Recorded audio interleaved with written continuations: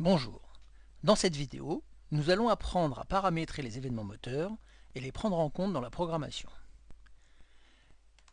Un trigger est en fait une méthode table qui sert à contrôler les actions effectuées par le moteur de la base de données, création, modification, suppression. À ce titre, un trigger est une méthode comme une autre. C'est juste son contexte d'exécution qui change.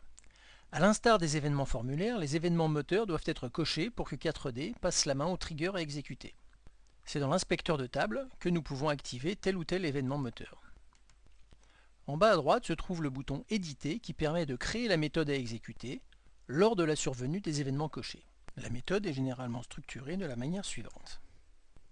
Contrairement à une méthode formulaire qui n'est exécutée que lorsqu'on est dans le cadre d'un affichage ou une impression, un trigger est exécuté quelle que soit la manière dont on accède aux enregistrements, programmation, import-export, SQL ou web.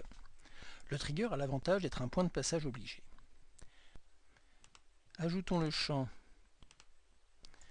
date dernière modif. Rendons-le visible sur le formulaire.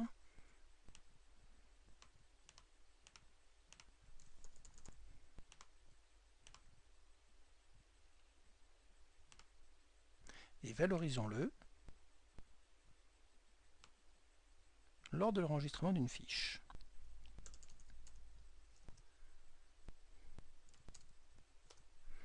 Intervention date de dernière modif, deux points égale à la date du jour. Bien évidemment, cette dernière modification sera valable également lors de la création de l'enregistrement. Testons-le en effectuant une modification.